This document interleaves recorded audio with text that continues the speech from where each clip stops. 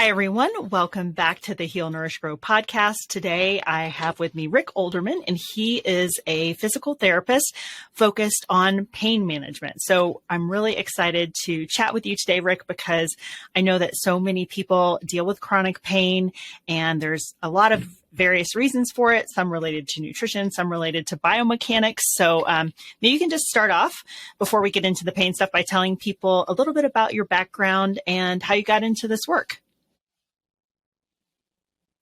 Sure. I used to have back pain myself, and I was treated by a physical therapist who helped me, but it came back a couple of weeks later.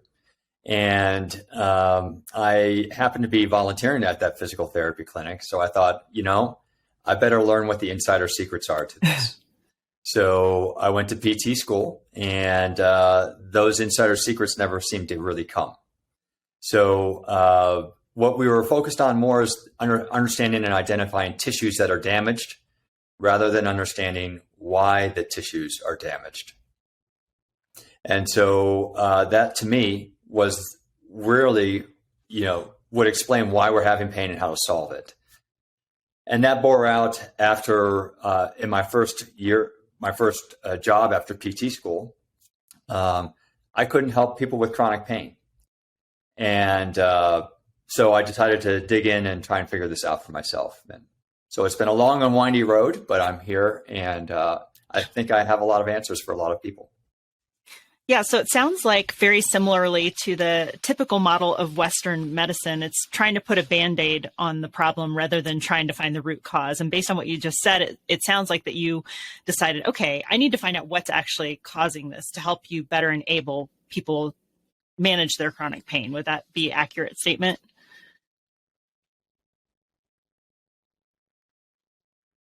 Yeah, it is. CHERYL, do you have a good connection with me? I do. There seems to be a bit of a delay, but you're not echoing or anything like that. Yeah. Okay. You're cutting out on me a little bit, so I've just switched my wireless to see if that's what the case is. So, okay. But to answer your question, So a lot of practitioners think that they're getting to the roots when they're treating patients, but really it's based on their belief system. And so, unfortunately, the evidence that there's so much chronic pain out there means that a lot of those belief systems maybe aren't as dialed in as they could be. And so what I focus on is understanding how our body works as a system. And it's taken me about, I've been working like this for about 20 years now, trying to figure out, what are the true root causes of pain? Because ultimately, it really comes down to we're responsible for our pain. So something we're doing must be causing that pain, or something that we're not doing. And so that's what I've been focused on these last 20 years. And I can give you an example of that, for instance, with back pain. If you want a quick test for your viewers, I'd be happy to take them through that. Yeah, I think that would be perfect because, and you probably have a more up-to-date stat, but I have back pain recurring on and off for a very long time now. And I think it's something like 80% of people experience back pain at some point in their life. Could be more than that now. You're absolutely right. And, for other podcasts I've been on, I ended up actually evaluating the podcast host. So if you want me to take a look at your back, I'll be happy to. But I'll take your listeners through one really easy test right now, and it'll help them understand really what I'm talking about here. So if everyone just lies down on the floor with their legs straight, it could be on your couch or your bed or the floor, but lie down with your legs straight. And maybe, CHERYL, you can imagine yourself doing this yourself. Mm-hmm. And now feel what your back feels like in this position. And now what we're going to do is we're going to bend your knees so your feet are flat on the floor. And if you don't notice a change in your back, then bring your knees to your chest and see which position feels better for your back, knees bent or legs straight. And CHERYL, you've got back pain. You said, what would you imagine which position would feel better to you? Typically for me, it's definitely knees bent, feet flat on the ground. And occasionally at night, if I'm trying to sleep on my back more for other, vanity purposes or whatever, it's I typically will like kind of bend one leg in and kind of almost like make a figure four with my legs, if that makes sense, because it makes my back more comfortable. Yes. Yeah. So you're very much like 99% of all the other people with back pain out there, that their backs will feel better with their knees bent or their knees hugged to their chest rather than with their legs straight. So why is that? Well, if you straighten out your legs again, you'll feel that your back is slightly arching more when your legs are straight, and your back is slightly arching less when your knees are bent. So it's a little flatter. Okay. And so you can say, oh, I just need to flatten my back and my back will feel better. But that's an unnatural solution. We don't want to walk around with our butt tucked underneath us, flattening our back all day long, because your back shape is the way it is. So instead, think of it like this. When your legs are straight, you have more forces trying to pull your back into an arch. And when your knees are bent, you remove those forces pulling your back into an arch, which is allowing the back to be where it wants to be. So the follow-up to this is, well, how does this relate to my everyday life? Okay, so if everyone now stands up and listens to this podcast or watch it on video or however you're doing this, but stand up for the next minute, all right? And while you're standing there, what you'll notice is that your knees gradually start to lock backwards in a straight position. All right. Do you think you do this, CHERYL, or not? Do you think you lock your knees? I think I do it less than I used to, because I've been a yoga instructor for probably like 12 years now. And so I'm a little bit more aware, maybe body aware than certain people. And I know that is a typical problem, because it's something I often cue people in class when we're doing standing postures, that they want to lock their legs back. And you should have like I like to think of it as like when I used to play basketball as a kid, it's like a more athletic posture, kind of knees slightly bent, just like kind of more ready to move, than locking your knees back. So for whatever that's worth, I think I don't do it, but I'm going to pay more attention now just to make sure. Yeah. And you're absolutely right. Unlocking your knees is a athletic stance, ready to move, ready to do something. But when your knees are locked, now your muscles are being turned off in certain areas of your body. But really, let's keep our focus on the back. So if you lock your knees standing up right now, you'll feel your back is arching. And when you unlock your knees and soften them, you'll feel that your back slightly flattens a little bit more. So by unlocking the knees, we've removed some of those forces that are causing your back to arch. And we just found out on the floor that when your back is arching, it doesn't feel as good as when it's flatter. So one of the things that you can do really simply throughout the day if you have back pain is start unlocking your knees, which will remove some of the forces pulling your back into an arch. And if you're not sure if this is happening to you, if you've unlocked your knees just now, go ahead and lock them again, and you'll feel that your back indeed does arch when your knees are locked. And if your back hurts more with arching, then this is a really easy solution to solve a lot of your pain, especially if you think about taking 10,000 steps a day. Now you've got 10,000 steps a day that are not hurting your back and are instead helping your back, because the knees are locking usually when people are walking too. Interesting. Do you have any tips for people, something practical, that either a test they can do to know if they're locking their knees when they're walking, or some kind of sign or signal where they might start to become more aware if that's their issue? Yeah, well, often back pain is the sign or signal. Right. So, if you weren't locking your knees, your back would hurt. Right, exactly. So, because frankly, I can give this one little easy tip to a lot of people, and it will take away often a lot of people's about 50% of their back pain just by unlocking your knees. So it's really simple. So to answer your question, though, one other easy way I have to show people is I put a little piece of tape on the backs of their knees. So I have them unlock their knees. I put a little piece of tape back there. And then when they lock their knees, they get that immediate feedback that their knees are locking. And so they unlock it. So that kind of, awesome. For those people who are really having a hard time knowing whether they're locking their knees, that is an excellent test. Yeah, I love that. And I would almost say use duct tape just so that you really get the feedback, Yeah. So the tape I use, it's a medical grade tape. So it's like duct tape. It's even worse. So it will definitely give you that feedback. Perfect. Well, I love that. That's such practical knowledge. And that's what I'm always looking to give people on this podcast. So I think already we're at 100% on this episode. But if we were going to go further and offer even more value, and not to say that we're finished with the back, we might come back to that. But what would be maybe the second most common kind of pain that people come to you with? Okay. Neck pain and headaches is a big one. Right. And the surprising reason behind most neck pain and headaches. Do you have neck pain and headaches by chance, CHERYL? Occasionally, mostly when I'm like this over my keyboard all day. Okay. All right. Well, the surprising cause of neck pain and headaches is actually the shoulder blades. So, and I've got a little skeleton here. If you don't mind, I'll just kind of explain it.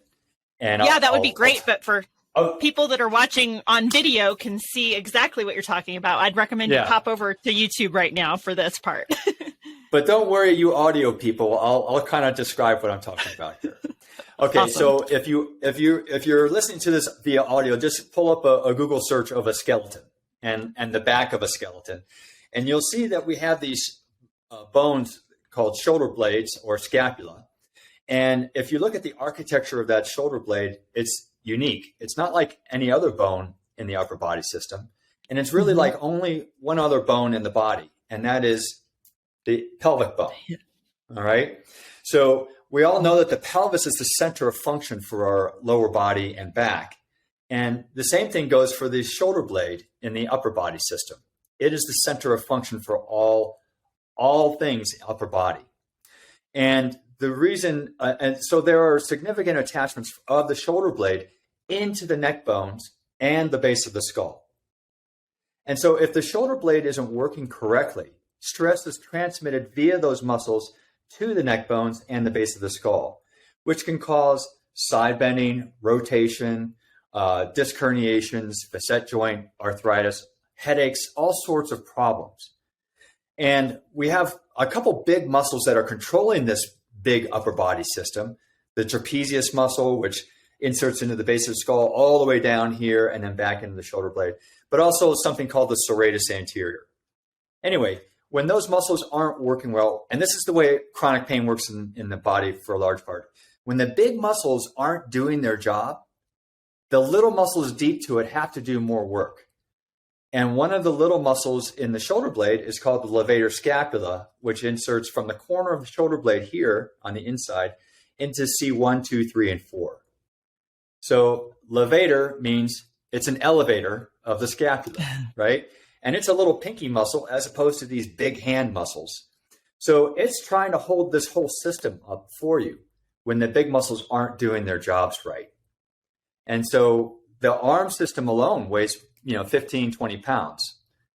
When you add on the big muscles not doing their job on top of that, that little guy starts screaming, and he causes lots of pain in the neck and also causes the muscles deep to the skull here to start becoming irritated as well.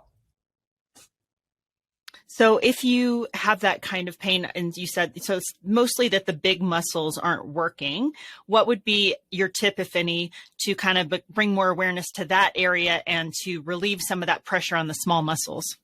Oh, sure. So I'm gonna give you a really easy test to first figure out if this is your problem. All right. Mm-hmm. And I came up with it myself, and so I've called it the armpit test. So it's really easy to do.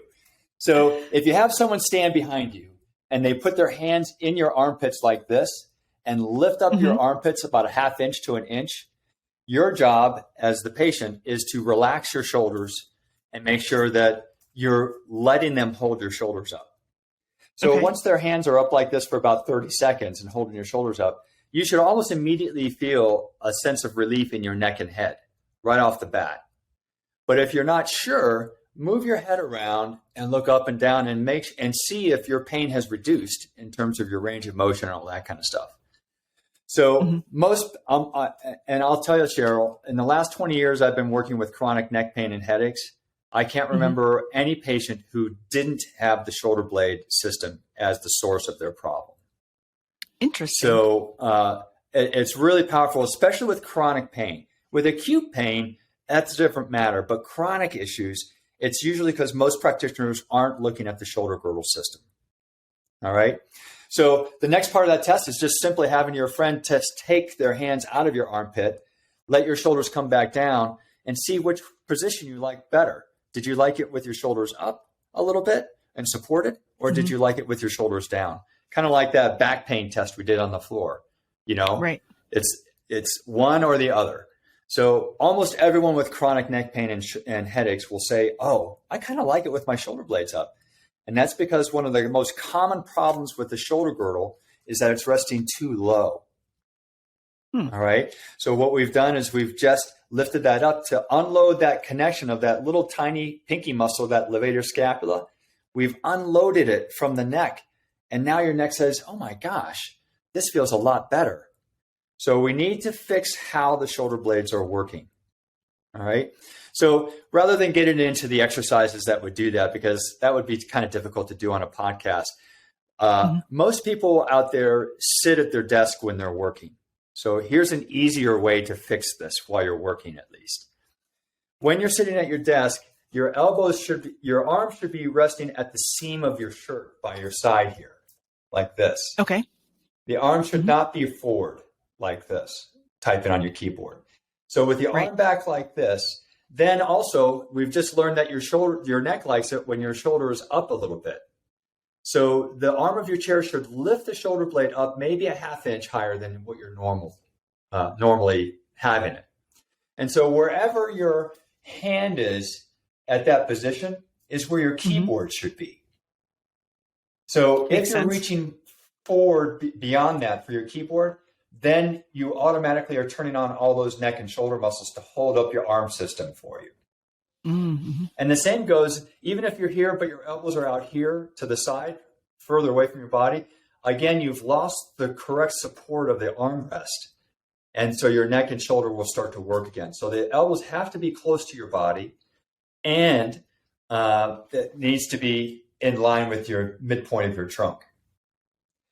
And most people with neck pain or headaches, if you make that small, simple adjustment, that will start eliminating a lot of your neck pain and headaches. You'll actually love it to do that. Yeah. No, that is such a great tip, and again, practical knowledge. And I think we give a lot of lip service to ergonomics in the office and things. But I have definitely noticed this for myself over the years, because my work has mostly been like writing, typing at a desk. And the times where like this particular setup I have today, I had to come to a co-working space to do the podcast because my internet at the little cabin in the woods is way too slow for this. But I could tell, like, if I had to sit here and work all day, it's too elevated. It's already like putting, stress on my neck, where when I had my standing desk that was adjustable, I could get everything just perfect, and everything felt a lot better. So maybe you can speak to this more than I can, but there are some like little tools that can be useful to recreate your desk space, like a elevator for your monitor that allows your hands to be at the right height and the monitor to be at the right height. You can modify your workspace without having to buy, a whole new desk or things like that. Or one time I installed a little cart underneath my desk so that I could have my hands at the proper height. Anything else that you can think of for people if they're struggling with this problem, like little tweaks to their workspace? Yeah. So, oh gosh, there's so many little gadgets out there that you can buy and use. But what I just use the simplest things from home, really. And so especially females, most chairs are too big for females. They're these huge, even the ergonomic chairs. A lot of people can't get the arm of their chair in close to their side. Their elbow stays out here. So the way I have people solve that is that I have them get a pillow from their bed at home, simply just fold it in half and shove it between your waist and the arm of the chair. And now the pillow becomes your armchair, the arm of your chair, instead of the arm of your chair. And then, and usually when you folded that pillow in half, it is resting higher than the arm of your chair naturally. So it's almost always the perfect solution for a lot of people's ergonomics. So you just put one of those on either side of you, and boom, you've solved the armchair problem. And then also for those with back pain and head and neck pain, is I have them bring out a pillow from their bed and put it behind their back too, to bring the back of their chair to them. Because most people sit at the front of their chair to work on their computer. And so there's nothing that's signaling your body to relax in this position. So when you put pillows behind your back so that your back can get that feedback, it signals it to say, oh, I can relax here. I don't have to sit up so, rigidly all the time. I once had a woman cry because I just did those simple solutions. She didn't realize that she could sit without pain. And it was the first time she had sat for years without pain. She literally cried. She was so happy that she could finally sit with no pain at all. And it's that simple. So you don't need to buy a lot of expensive things. Just use things from your home and first figure out and play with it and see exactly what is the perfect setup for you. And you'll know, because if you keep that setup for a week, your pain should diminish significantly. And so once you've figured out what that is, then you can go out and buy one of those expensive ergonomic chairs if you really want one. But most people just stick with the pillows because they work so well. Yeah, that's amazing. And I would say you're exactly right about those good chairs, because I got really lucky one time. This is probably 15 years ago on Facebook Marketplace. There was one of those, you'll know the name of it. It's like Herman Miller or something like that. Yes, Herman Miller. Yeah. Herman Miller chair. And it was like, I don't know, new there's something like $1,200, and somebody on Facebook Marketplace just had it for $100. So I got it, and it's fantastic, but you're exactly right. It seems like it should be perfect. And it's like, I can tell like my arms aren't in the right place in that chair. So now when I finally have a house and have my chair back, I'm just going to put some pillows in there and it should be pretty good. There you go. Yeah. Cheap is easy. Please, Herman Miller, please don't sue us. Right. I mean, it's an awesome chair. It's an awesome chair. I got a great deal. Maybe I'll reach out and they can give a link or something, but it is a nice chair, but they are very pricey. I can't even imagine what they must be now. We haven't talked, Rick, yet. We haven't talked about the fact that you have a book, and I'm assuming that it's focused on chronic pain and that people can learn so many more great tips like this. Can you share a bit about what prompted you to write the book and, what your goal was in putting that information out there? Oh, sure. So a lot of the biomechanics of how I look at the body came from a particular researcher called Dr. CHERYL. She's a professor out at Washington University in St. Louis. She's written a couple of textbooks, and I've taken her seminars.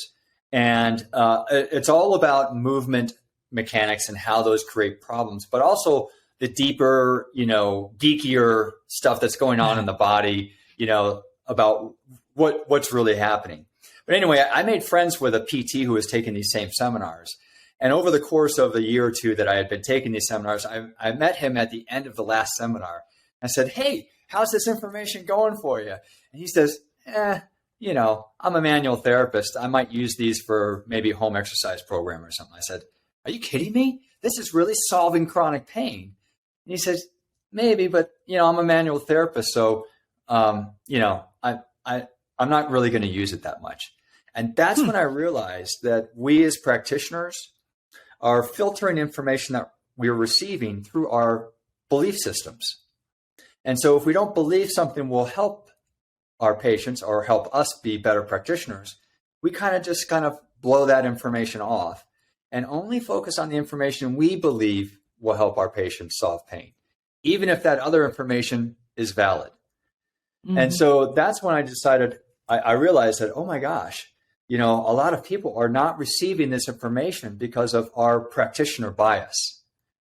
And so that's when I decided to write my books. I wrote actually 6 books and published those about 10 or 12 years ago. I do have a new book coming out next year, but, and anyway, those have sold well. But in the meantime, I also own a physical therapy clinic here in Denver because I wanted to test my theories out in a clinical environment with all age groups and all types of injuries, acute, chronic, whatever. And it did amazingly well. And I've trained all of my therapists to use this information too. So it showed me that that this is trainable. I don't have some magic in my eyes or my fingers that help people. It's all really basic, simple stuff like what we've been going over today that just other practitioners have been overlooking. And so that's why I wrote my books, is to do an end around the practitioners And then since then, I've created these downloadable home programs based on what I've learned in my clinic these past 10 years too. So those are the most up-to-date, comprehensive, but simple solutions that people can find. Very cool. And I love that so rather than write for practitioners, these books are meant for just like average people that have chronic pain. Is that accurate? You're absolutely right. Yeah. Yeah. And are you able to share much about the new one, or is it kind of a secret still right now? No secret story. In my first 6 books, so those focus on the structures and the mechanics and the muscles and bones and all that kind of stuff that are causing pain. And then what I have in there are little client connection stories that show how this information was used to help someone with pain. And so over the years, I've gotten lots of feedback from people who said, I love those client connection stories because that sounds just like me.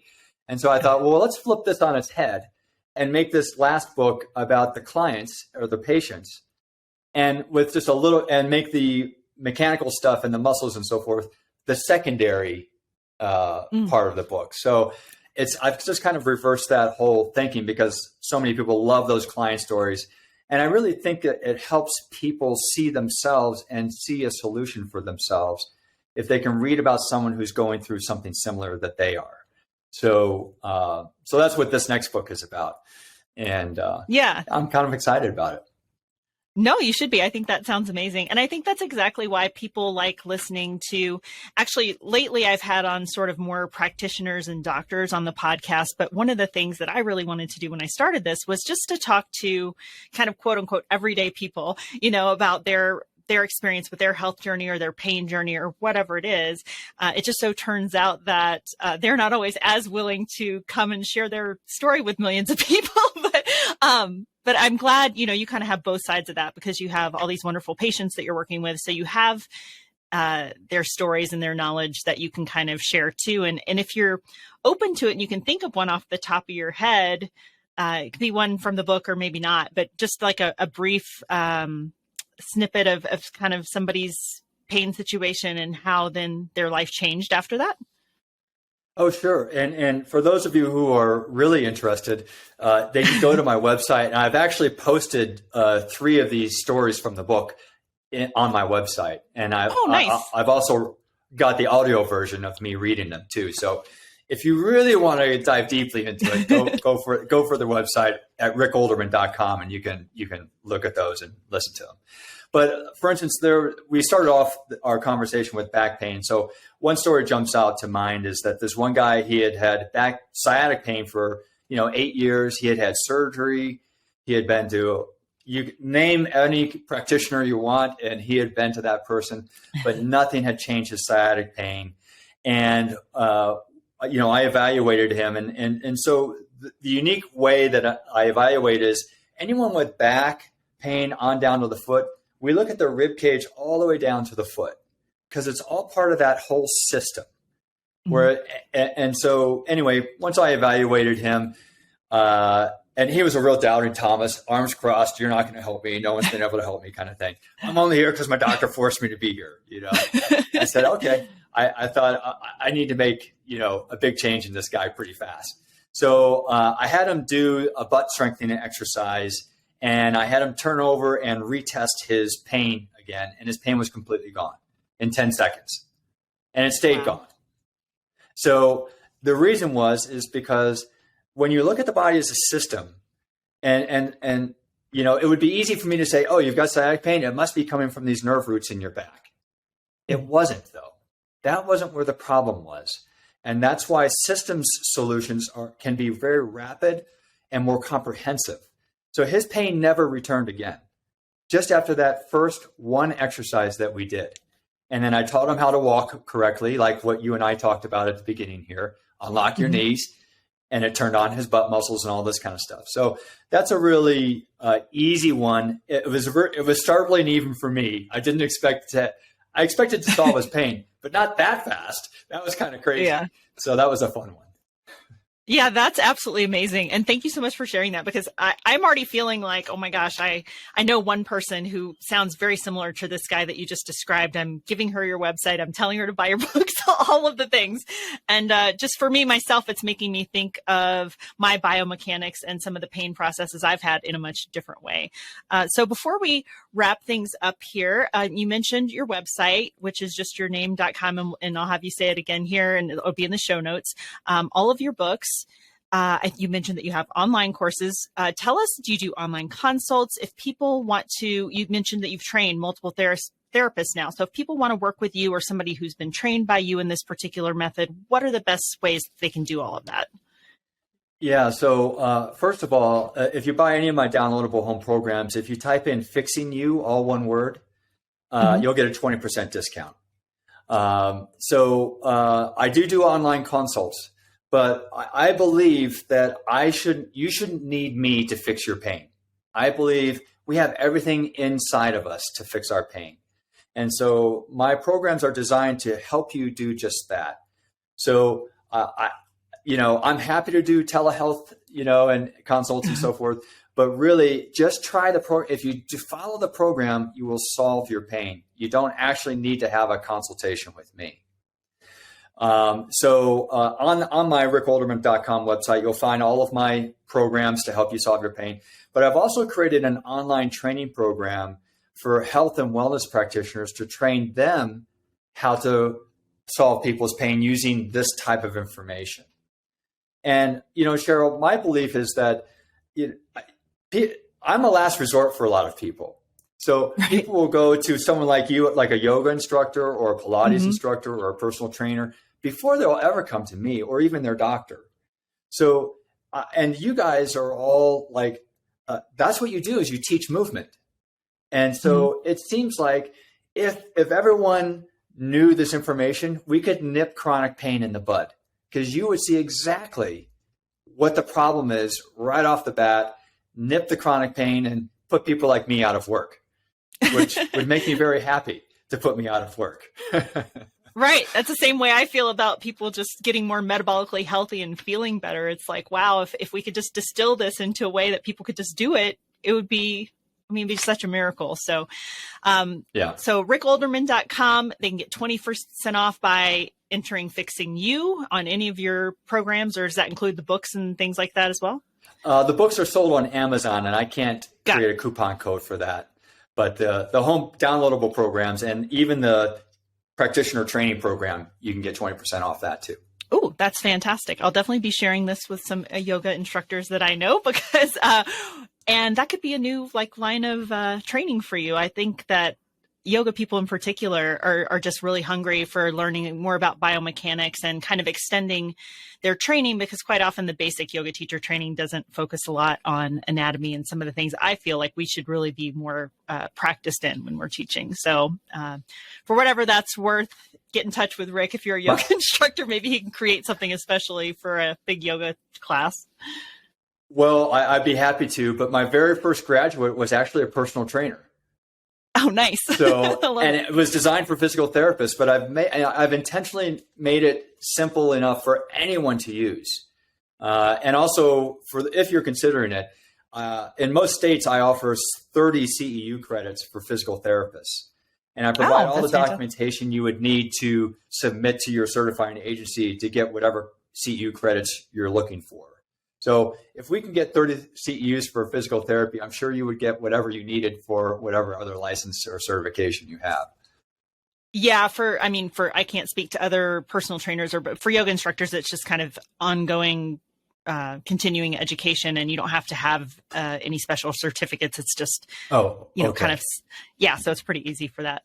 Well, Rick, thank you. Is there any final things, anything else you have coming up that you want to share with people, places you're speaking, trainings you're doing? Any final thoughts before we wrap it up? No final thoughts in terms of where I'm speaking or things like that. But, the message I want to give people, because, Cheryl, so many people have been around the block with their aches and pains. And a lot of people tend to start thinking that they're broken, right? I'm not fixable. But I believe that just about everyone is fixable. They just haven't gotten the right information. If you can cut yourself and the cut heals, or if a bone breaks and it can mend, then you have everything inside of you naturally occurring to solve pain. What my programs help do is remove the hurdles for that to happen. One of those hurdles, and we mentioned this at the beginning when you and I were just chatting, is our diet and nutrition intake, which you're covering that really well on your podcast. And another one is emotional or psychological trauma also contributes to this type of these hurdles. So, my message to my final message would just be that you're not broken. You just haven't received the right information yet. Well, I love that. And I'm so glad that you're helping all of us get to a point where we can hopefully fix ourselves and experience less pain. I'm excited to dig into your content more after this conversation. And I'm excited for everyone listening to go to your website and listen to what you have to offer and to get some of your knowledge so they can be pain-free. This is so exciting. Great. So thank you. Thank you so much for coming today. My pleasure.